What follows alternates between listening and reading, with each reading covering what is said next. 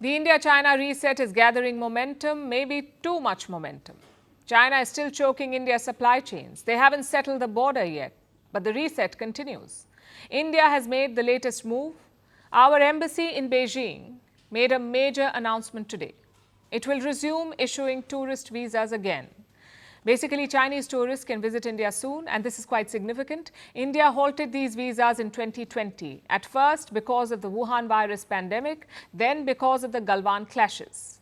But 5 years later, New Delhi is back to issuing visas. Let's look at the numbers first.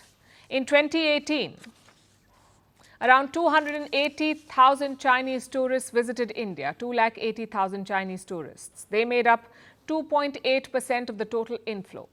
In 2019, almost 340,000 Chinese tourists, Chinese citizens came to India, 340,000. They made up 3.1% of the inflow.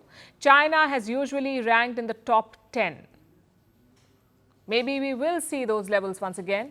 But what about the political signal? It shows that India is committed to the reset with China. Look at the timeline. In October last year, October 2024, both countries struck a normalization deal. India and China agreed to pull back their troops from the border. Days later, Prime Minister Modi met Xi Jinping in Russia. They agreed to push on with the reset. In December, officials from both sides discussed border issues, after which China announced a 6-point consensus. Among the points was resuming the Kailash Mansarovar Yatra, and it did resume last month. Which brings us to 2025. This year marks 75 years of ties between India and China. We have seen a flurry of visits. First, National Security Advisor Ajit Doval travelled to Beijing. Then Defence Minister Rajnath Singh went. And finally, Foreign Minister S. Jaishankar. In Beijing, Jaishankar met the top Chinese leadership. He did raise some uncomfortable issues. For example, the chokehold on rare earth supplies. At the same time, his larger message was quite clear. Listen to what he said, India's foreign minister. Continued normalization of our ties can produce mutually beneficial outcomes. China always wanted this. They were keen to put the border aside. Instead, they wanted to focus on the positives. They wanted us to focus on visas, flights and trade, not the border conflict. But India said, hold on, let's settle the border first. Only after that can we normalize the ties. So far, we haven't seen progress on the border question. Then why is India normalizing ties?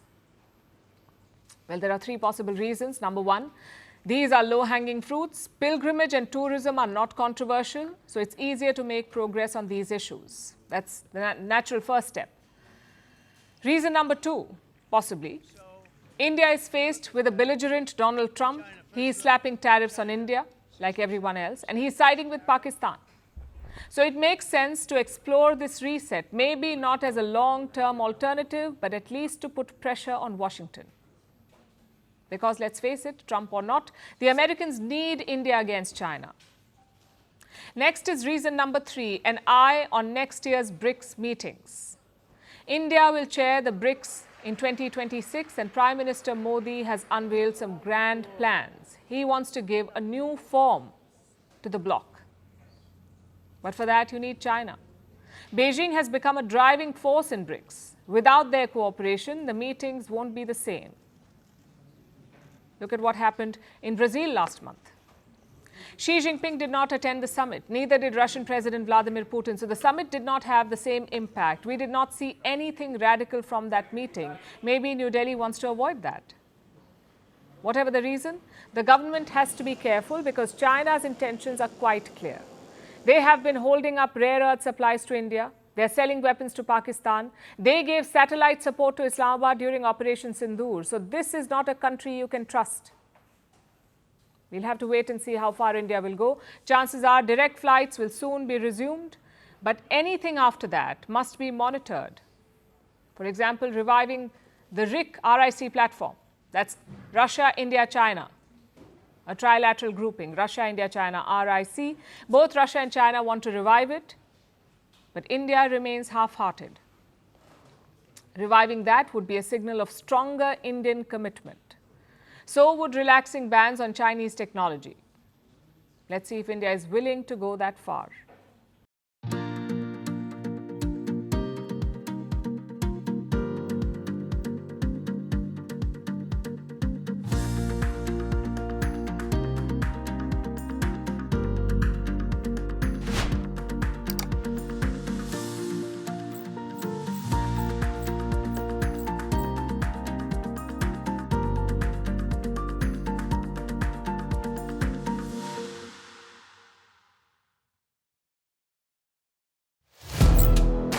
Firstpost now available in 9 languages on YouTube.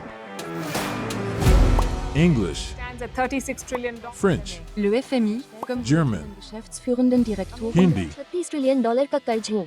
Indonesian, Pemerintah tanpa pemeriksaan. Italian, Kali radikali. Stop. Japanese, $4 trilhão hijo mo. Portuguese, Por causa do próprio balanço patrimonial. Spanish. Beautiful bill. Go to Settings, click on Audio Track and select the language of your choice. Be the first to know what's happening around you in your first language. Firstpost.